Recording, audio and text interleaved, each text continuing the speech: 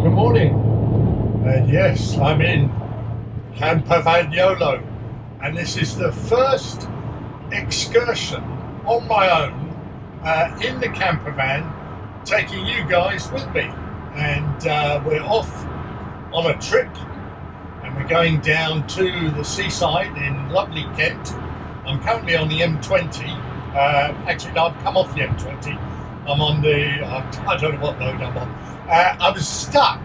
Can you believe this?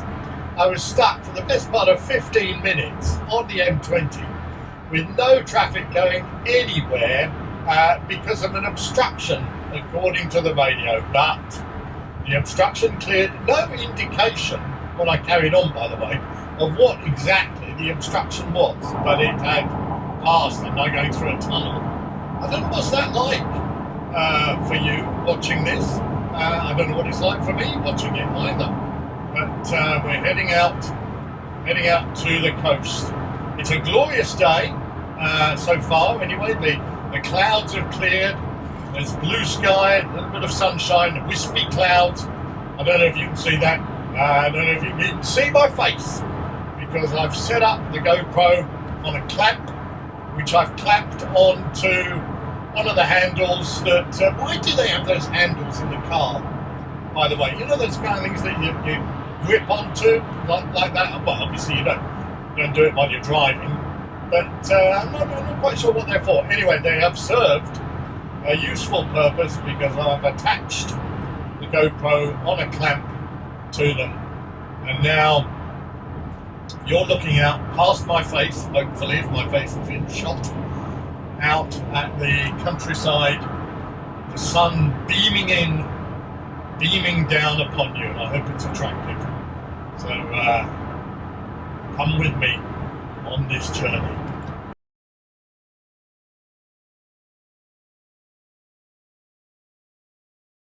Well, here we are, we've arrived in Broadstairs. Broadstairs, the former home of Charles Dickens, that great English writer.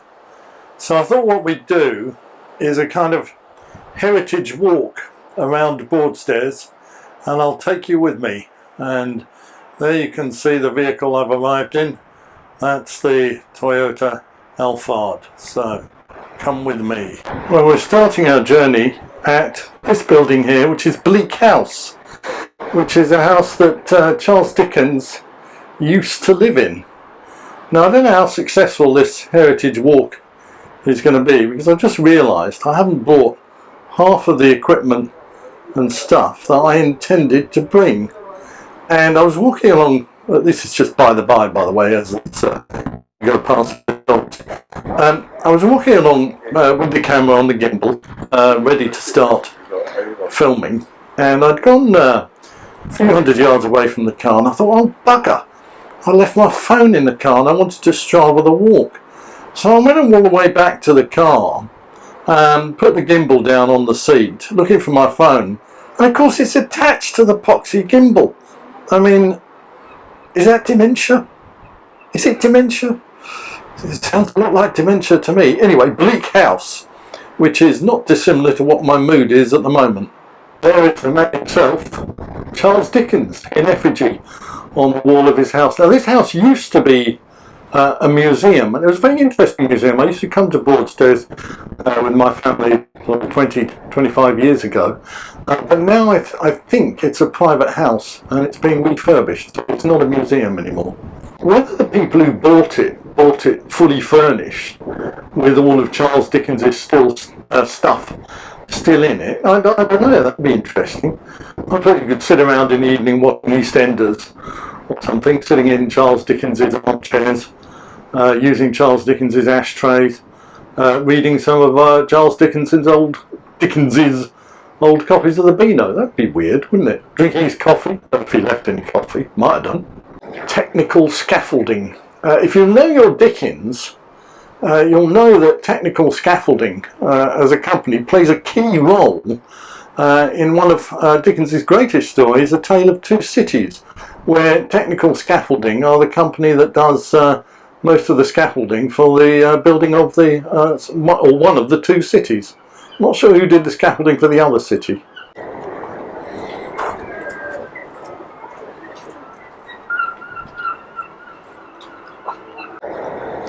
this is a walk that Dickens used to do down this path.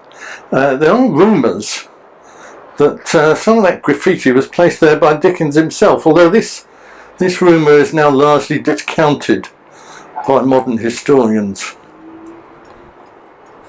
Dickens was a keen cyclist and was one of the first people to take the Viking coastal trail, and he was also one of the first people to travel on this particular public footpath. Sheep, again, possibly Dickens' graffiti activities. Who can say? Life is a mystery. So we continue down this fairly steep path which leads down from Bleak House. Bleak House built on the top of a little hill, and follows these railings down here to here, which is the old Lifeboat Station, just there on the corner, with a telephone box that was there in Dickens's time, and now it opens up into the expanse of Broadstairs Beach. Here, as we can see, the Lifeboat Station, and on the wall there, notices commemorating some of the actions of those brave lifeboat men and women rescuing people at sea. Services rendered. Thank you for your service. And there's a life-size effigy of the Scotsman. Not sure who the Scotsman was. We'll go up the stairs if we can and see if we can have a look under his kilt. No, we can't, unfortunately. It says the Scotsman was recovered from the 854-ton barge Highland Chief, lost off the Goodwin Sands in February 1869. It seems rather unfortunate that he should be forced to stand there for evermore. Still, that's what happens in life, I suppose. He's holding a cutlass. Interestingly enough, or coincidentally even, and I'll tell you this story when I look across the expanse of Broadstairs Beach here. Previous day, yesterday, I went to Margate with my daughter Rachel, had a nice walk, and there's an active gauntlet statue of a naked man about 300 yards out to sea, something like that. You're not supposed to walk out to it. Of course, a family would out, and Rachel and I were watching it, and one of the kids said, "He's got a willy! He's got a willy!" And I can vouch for the fact, actually having seen a number of mentally gauntlet statues, that the naked men do indeed these as a seagull.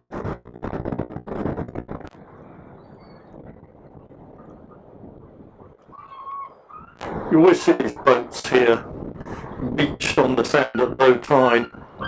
I've been coming here for years, and it's the same boats. They almost seldom, never seem to move, which seems odd, but I suppose they do move at some stage. It's just that I've never seen them.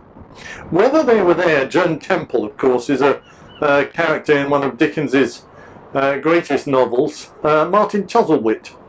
And Martin Chuzzlewit, as you'll remember if you know your Dickens, and of course if you went to school in Great Britain you will know your Dickens because you're forced to read it from the age of 2.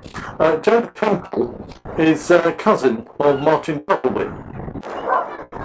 A popular pastime in the time of Dickens, and some historians believe that Dickens was the first person to do this, and that is the activity known as tombstoning.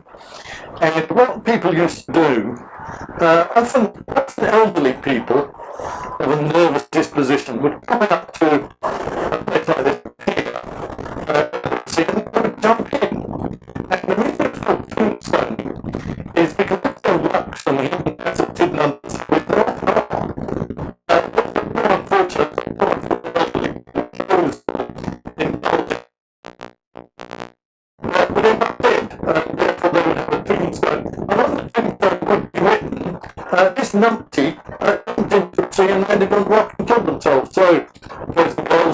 uncles and aunts, don't do this. It is exceedingly dangerous. Dickens was very good at it, by the way, and he survived. You can see there the reference to Bleak House and Napoleonic Eagle's Landing. Now, if we pan up and up and up and along, there we can see Bleak House now in the centre of the picture.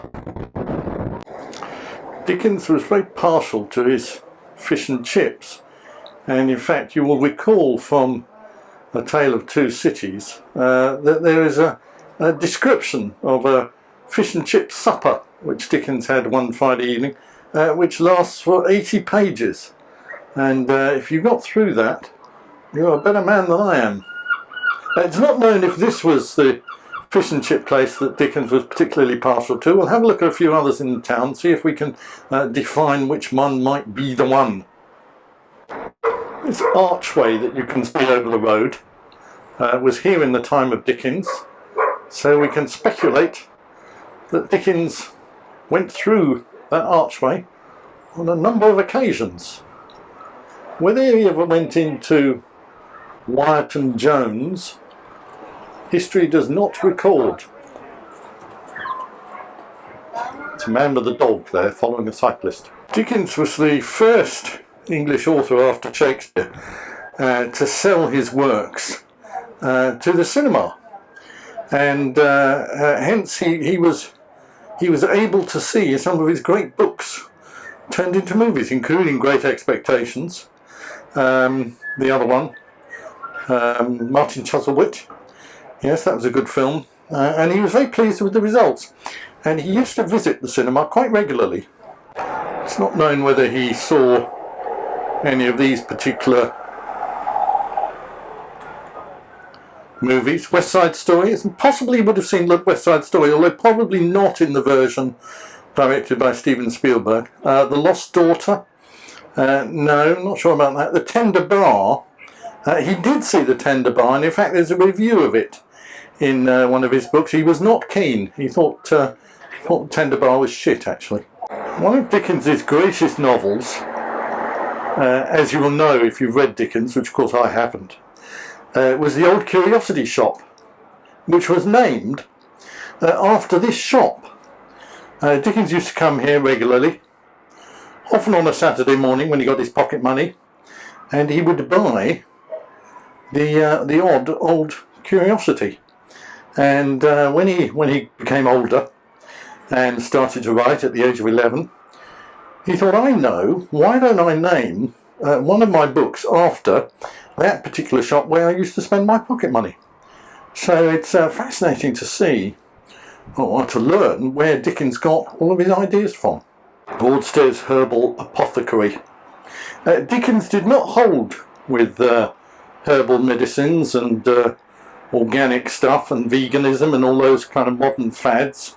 He was quite an old-fashioned person, Dickens, in many ways. Not surprising, perhaps, considering his age and the time he was born. Dickens was a furious, compulsive, one could almost say inveterate drinker, and was often to be seen popping up the bar of the George Inn, where he would down blackcurrant and Coca-Cola like there was no tomorrow. And when he became famous, made lots of money through the sale of his books to the cinema, he used to stand everybody a drink on a Saturday night. He was a very popular man, Charles Dickens. With some descendants, Charles Dickens, are there walking past. Possible that this fish and chip shop was Dickens's favourite, and that this kind of statue that you can see there behind that lady looking at those pictures is in fact of Dickens in fancy dress when he went to a New Year's Eve party dressed as a fisherman. There's a close-up of him holding a fish. There's a camper van. Just thought I'd take that because I like camper vans. Sorry, after you. Dickens was intensely vain, as you can tell from reading his books, and every Saturday morning he used to visit Toffs and Tarts for his haircut, beard trim, general clean-up. It was during the time of Dickens that Thai food first became popular in in England, and every Saturday night, first Saturday of the month in fact, Dickens used to get a Deliveroo from the Siam kitchen here. He was very partial to green curry. Personally, I'm not a big fan of Thai food, and I'm not a big fan of Dickens either. Don't know what I'm missing, perhaps. Actually, that's not true. I do know what I'm missing. I'm missing Thai food and I'm missing Dickens. This is called, as you can see, if you can read, Dickens Walk. And it's one of the places where Dickens used to walk. It's really just an alleyway. But Dickens was very fond of alleyways. And one of his greatest short stories is called The Alleyways. Dig it out if you can find it. You can get it on the Kindle. Not a bad read, not that I've read it. Dickens often used to come to this park on a Sunday morning, bringing his dog. He had a lurcher called, what was the name of that character? Scrooge. That's it, Scrooge. He called his dog Scrooge, or rather his dog was called Scrooge, it was a rescue dog, and he thought that would make a good name for a character. So when he wrote his one of his greatest books, A Christmas Carol, well, I'm told it's one of his greatest, I haven't actually read it, he used Scrooge as the name of one of the character's dogs, after his own dog, Scrooge. It was also during the time of Dickens that Spanish food became a thing, and Dickens used to get a delivery from Buckaroons once a fortnight, and he was very partial to Gore Picante Pirellos, and he was quite keen on them Peltras as well. Me, I quite like the Ortizes and the Romescos and the Torres Selectors. Not sure what they are, but they taste nice. Spicy broad beans. Eat those and you can produce spicy farts. Not good for the family. I've got to say, the Spanish do lovely packaging. I'm very partial to packaging myself. In fact, I sometimes wish you could eat it. I mean, look at that. Andres Savino. Torres de Almendras. Don't know what it is, but I love the packaging. Exquisito filetes de anchovas. I mean, they're just common or garden anchovies. Not that you can get anchovies out of your garden, I don't think so. But I love the packaging. Packaging is a thing. There's Elton John tribute on the 13th of December 2021. Oh, I missed that. Oh, is that sad? No, I didn't know Elton John was dead. When did that happen? Oh, I wasn't keen on Elton John. Never listened to his music, but he did a lot of good work during his time, and it's a shame to hear he's passed on. A moment's silence, perhaps.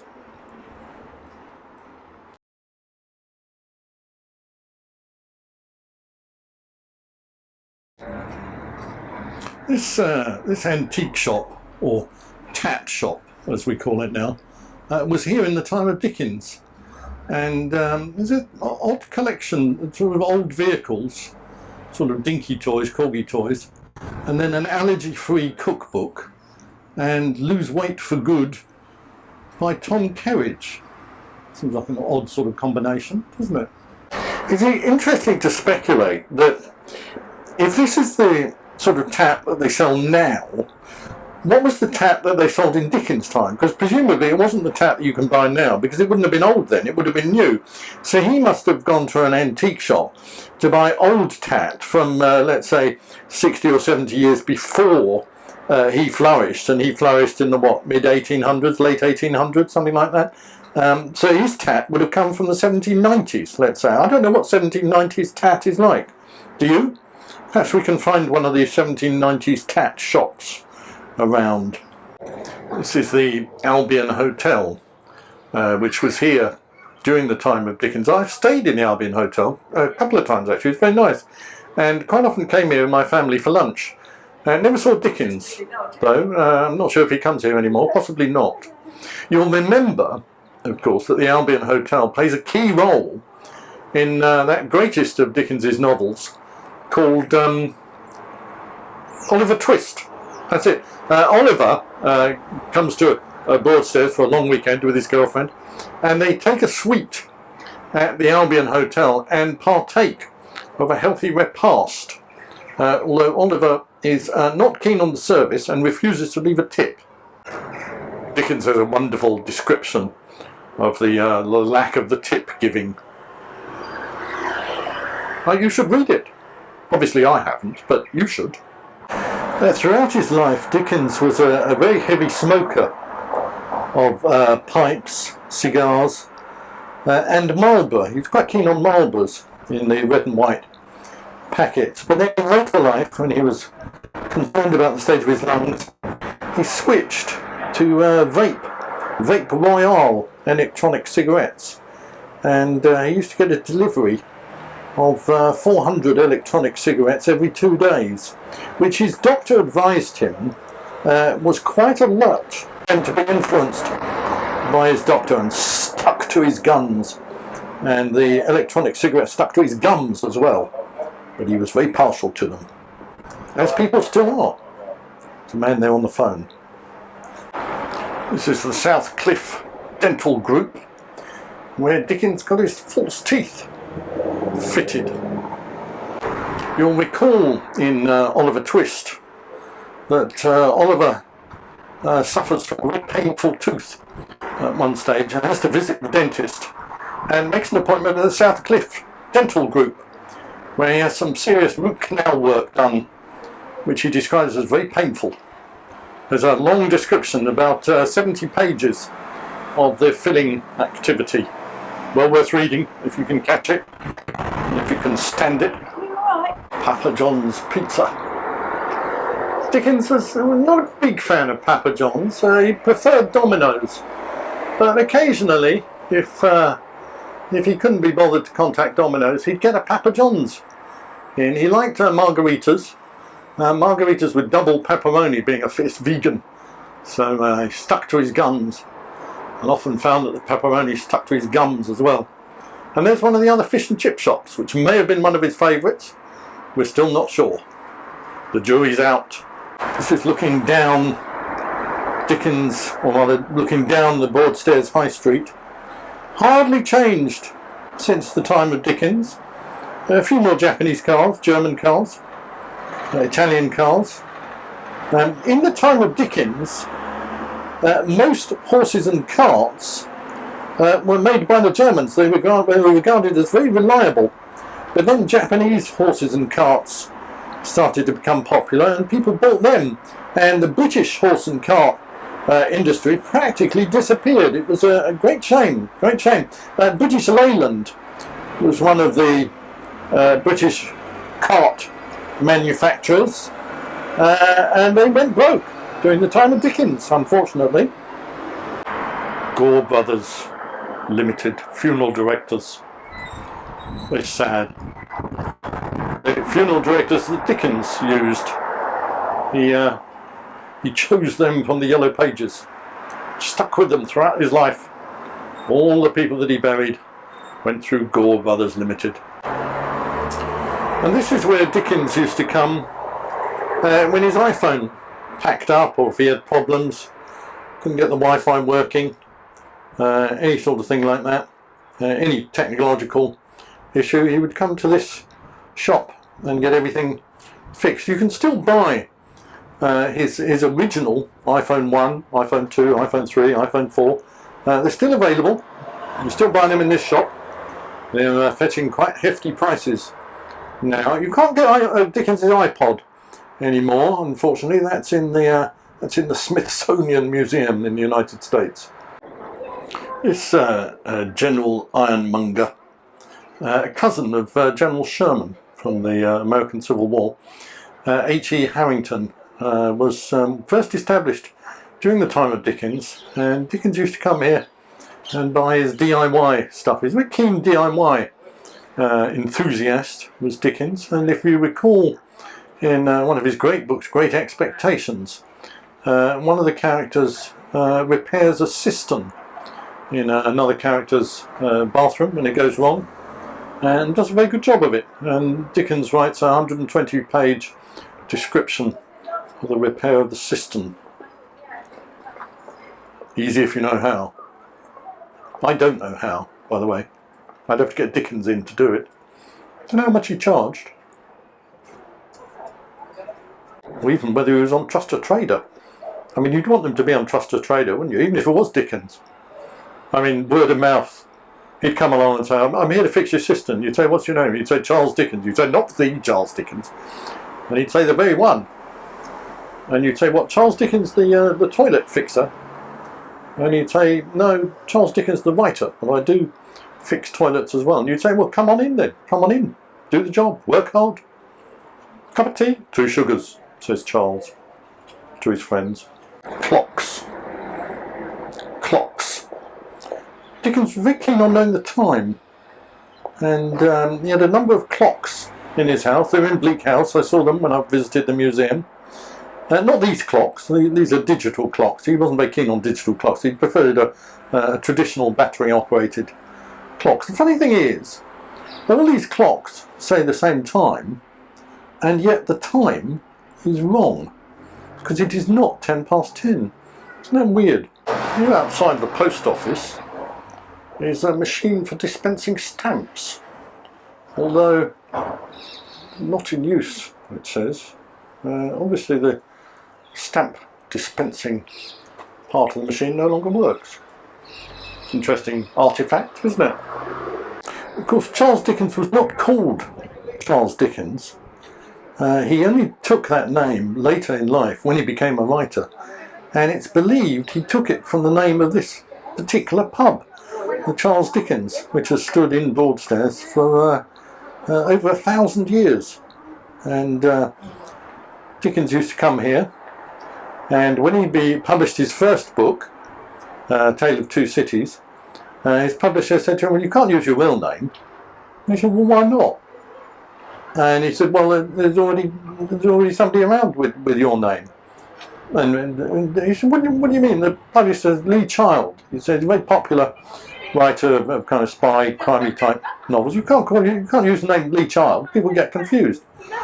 So pick another name. And Dickens said, well, I mean, he wasn't called Dickens, he was called Lee. Lee said, well, I'll pick the name Charles Dickens. Then, not a bad name. And the publisher said, okay. And the rest is history. Or the past.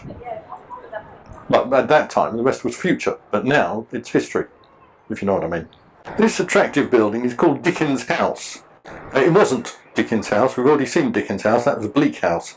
This was called Dickens after the noted writer Lee Child, who changed his name to Charles Dickens. You may not be able to read this if you haven't finished your education, so I'll just read it out, or the first paragraph of it. This lovely old house was once the home of Miss Mary Pearson Strong, on whom Charles Dickens based much of the character of Miss Betsy Trotwood in his novel David Copperfield.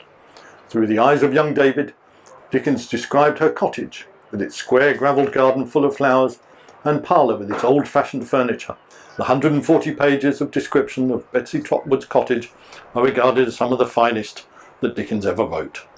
It's not open. In fact, it says, closed until further notice.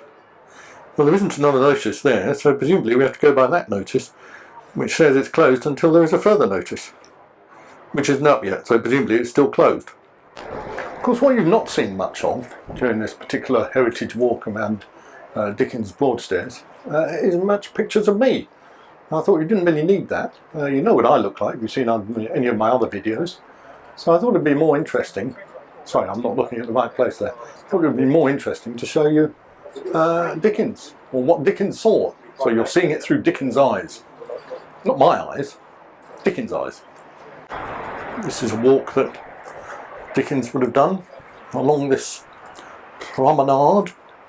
One of his favourite activities on a Saturday night was to get involved in what the Italians call the passeggiata.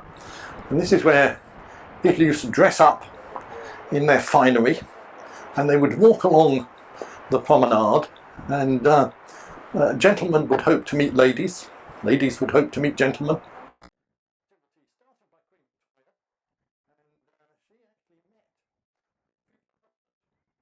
I spent many a happy hour with my wife and my children on Broadstairs beach, playing on that sand, chasing after the kids, chasing after my wife sometimes.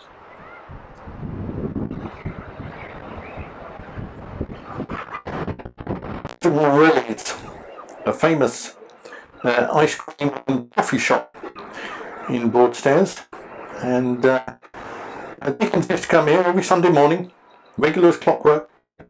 He'd get a copy of the Mail on Sunday and a copy of the Observer, because he liked to see both sides of the political spectrum, and he would sit down with a flat white, so he'd partial to a flat white, and 4 sugars, because he had a bit of a sweet tooth, did Dickens, and then he'd have a couple of ice creams, 4 or 5 usually, before going home to Bleak House, having an enormous Sunday dinner, and then collapsing on the sofa to watch the big match on telly. A big football fan was Dickens, and you'll recall in one of his greatest works, David Copperfield, there is a description of a football match he goes to see, Arsenal against Tottenham.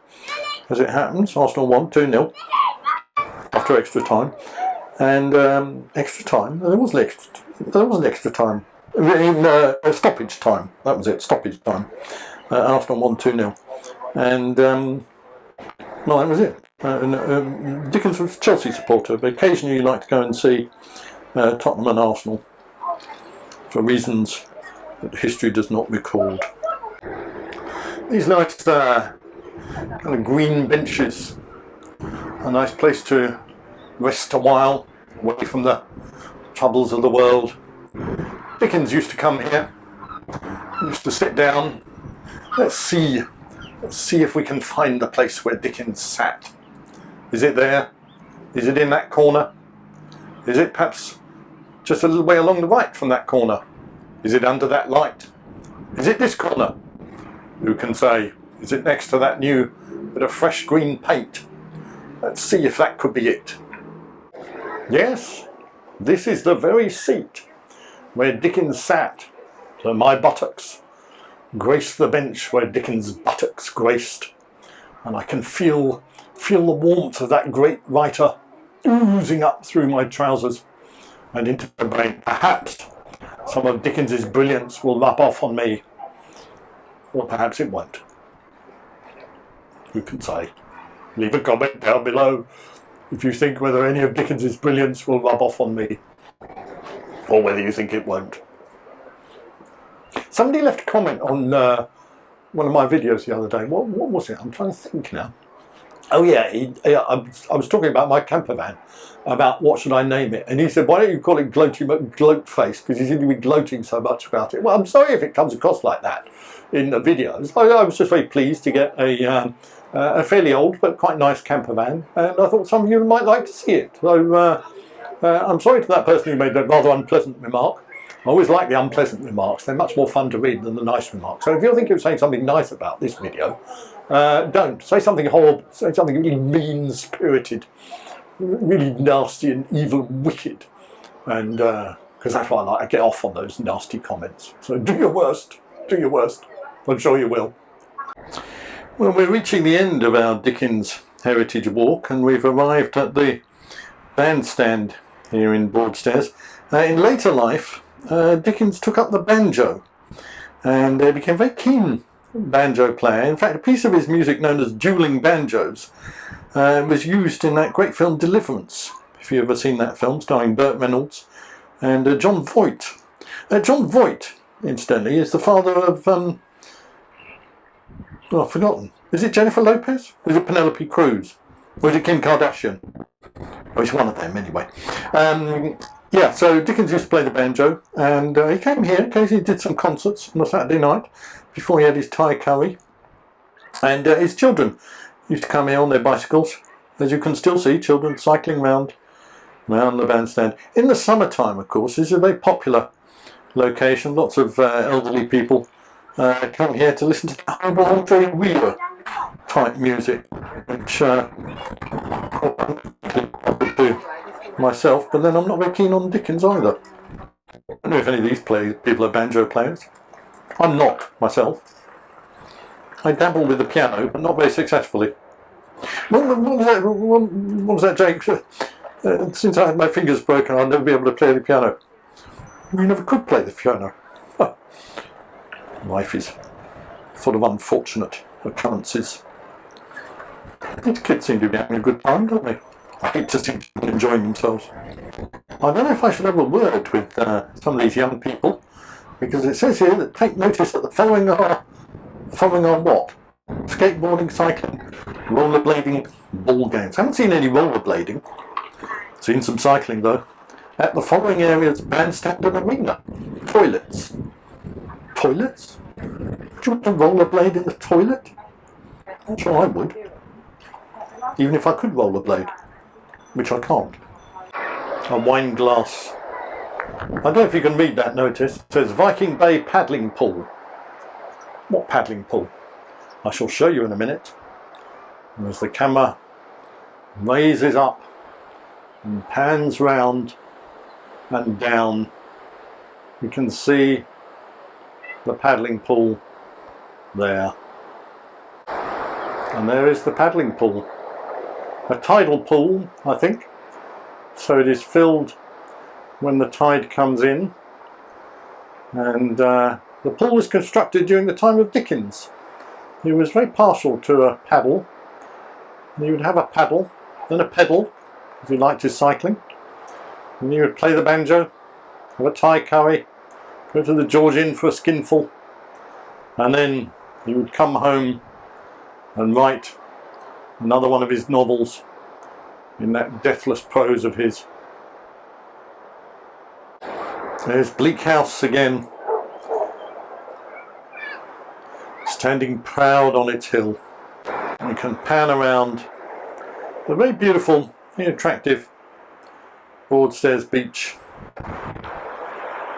See all the places that we've visited on our heritage walk. Well, I hope you've enjoyed this heritage walk around the old town of Broadstairs in the footsteps of that great writer Charles Dickens. If you've enjoyed this video, please give me a thumbs up, please like, please subscribe, and leave a comment. The nastier the better down below. And I look forward to seeing you, look forward indeed to seeing you in another video very soon. So take care and a happy 2022. Sorry if this is waving around a bit, there's a bit of wind. Wind in the air, that is, not wind from me. Have a happy 2022. Thanks for watching and see you next time.